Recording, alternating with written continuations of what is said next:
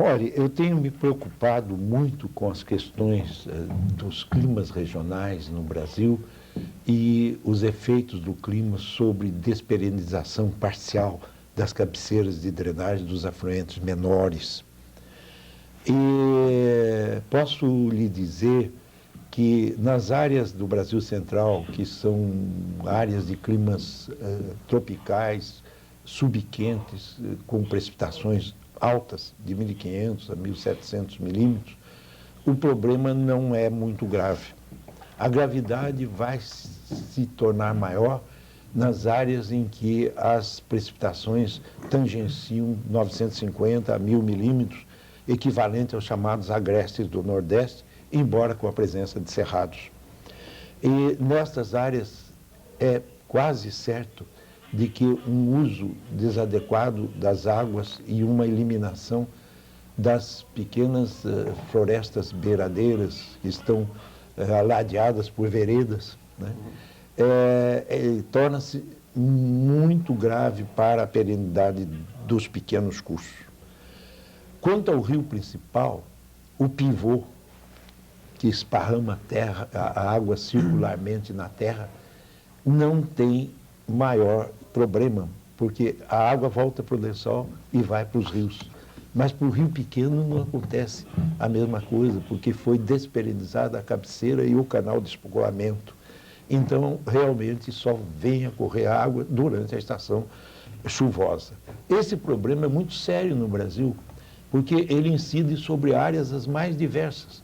Na traseira da Serra da Bocaina, que descai para o Vale do Paraíba, na região de Lorena e de Guaratinguetá, todas as os pequenos ramos da drenagem, que nós chamamos de primeira ordem, né, porque se inverte, primeira ordem é o menorzinho, depois dois menorzinhos se ligando é a segunda ordem, dois de segunda ligando é a terceira, até que a gente chega no Amazonas, né? Mas veja bem, em pleno estado de São Paulo, numa região que tem precipitações entre 1.000 e 1.100 milímetros e bem distribuída durante o ano, já houve desperenização generalizada das encostas da Bocaina do lado do Vale do Paraíba, que é uma sombra de chuva, né? Bom, no Acre, a desperenização foi muito grande, igualmente, porque existe aquela estrada que sai de Rio Branco e vai para Brasileia, e em um certo trecho ela percorre um interflúvio.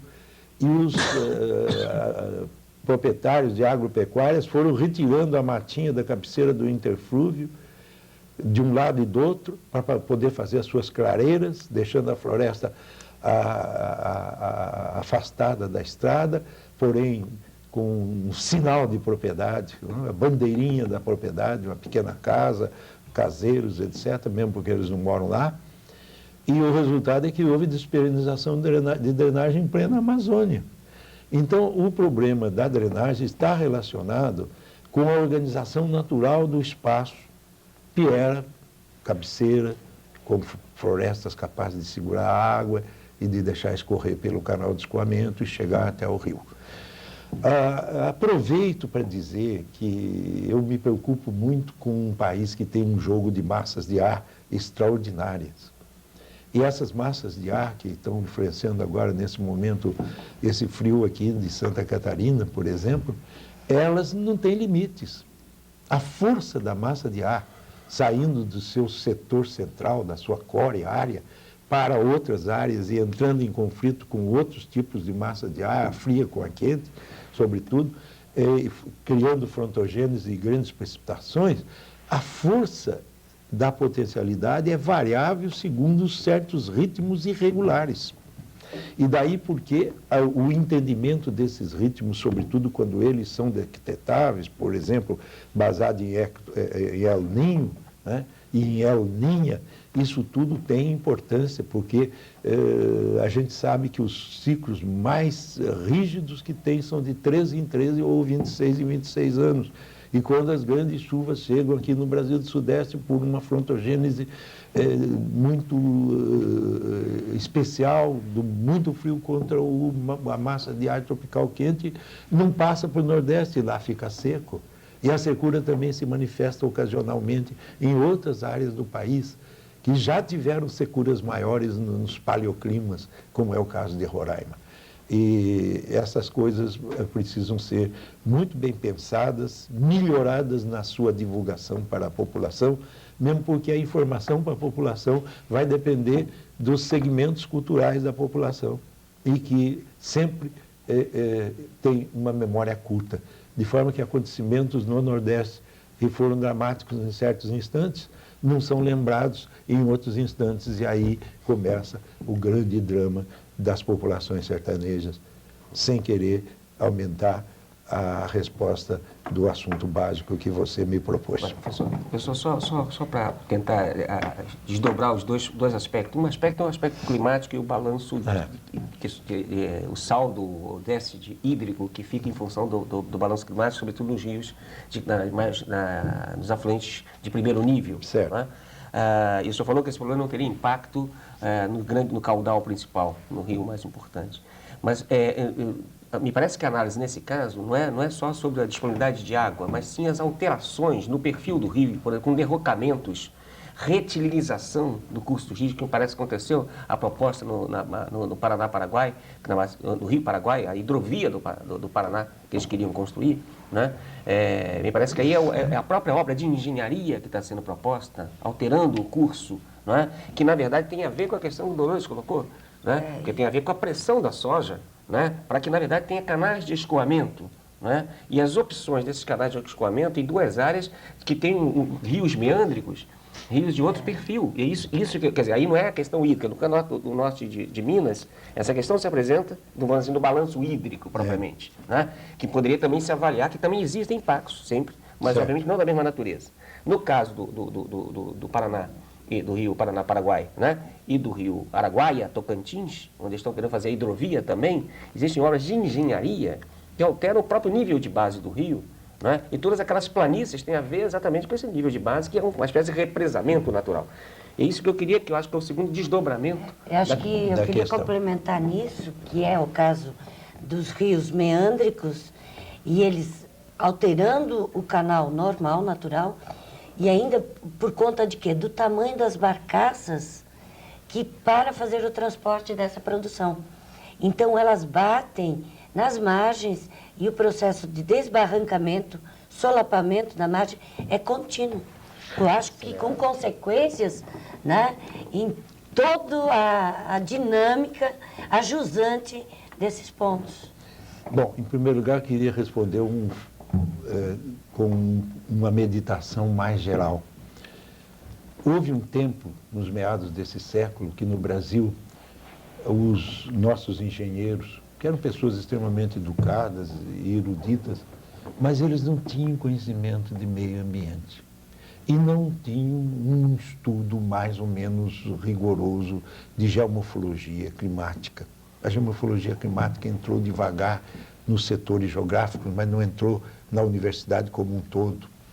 E o resultado é que os engenheiros dessa época, dos meados do século, eles diziam: me deem qualquer tipo de espaço que eu possa fazer um projeto implantando coisas que sejam desejadas, por exemplo, pela industrialização. Isso foi o fato mais grave. E esse fato se reflete na cabeça dos governantes que não puderam aperfeiçoar-se no conhecimento. Então, se alguém propõe uma hidrovia do Alto Paraguai, cruzando o Paraguai do norte pelo sul, eliminando as curvidades dos meandros principais do Alto Rio Paraguai, etc., aceite-se a discussão como sendo uma coisa normal. E eu já fiz ver uma vez que os rios meândricos, de meandros bastante espaçados, como são os do Alto Paraguai, eles têm, na meandração, uma maneira de poder redistribuir a água de um modo mais normal e de fixar um certo volume no seu conjunto, e, ao mesmo tempo, pelo extravasamento, durante as cheias maiores, eles constroem os diques marginais, e nos diques marginais vem o ecossistema florestal. Mas se eu tento fazer retificações, eu destruo todo o processo da erosão e sedimentação fluvial mais atenuada dos meandros para uma escorrência mais rápida e sem a presença dos diques marginais. Eu conheço bem o problema porque a região de São Paulo tinha no Tietê e no Pinheiros situações meândricas. E a retificação gradual que se fez lá poderia ter sido catastrófica se não fosse o problema de que São Paulo precisava fazer a inversão do Tietê para o Pinheiros, para o canal do Pinheiros e levar para as represas, de forma que o excesso de água que se formou pela retificação era jogado para o mar. Agora, eu me pergunto, aonde vai se jogar o excesso de água corrente com velocidades muito grandes se houvesse uma retificação do Alto Paraguai?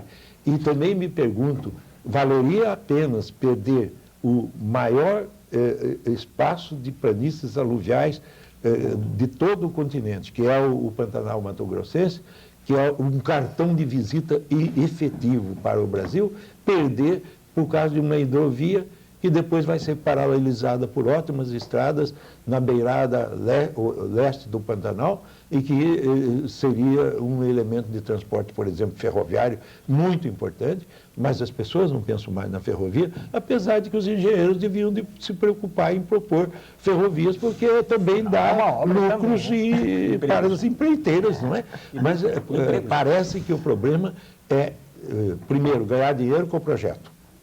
Numa discussão séria que eu fiz no Instituto de Engenharia de São Paulo, uma pessoa, no fim, não podia mais ter argumentos sobre a questão da hidrovia do Alto Paraguai e se virou e disse, é uma questão de democracia, eu tenho o direito de fazer o projeto. Portanto, não aceita essas ponderações. E aí, de repente, ele teve um ato falho e disse assim, mesmo porque a UEA garante 2 milhões de dólares para o projeto, que era o que ele queria para o seu grupo. E eu perdi uma amizade de há muitos anos porque não passei mais a respeitar as pessoas que pensam dessa forma, né?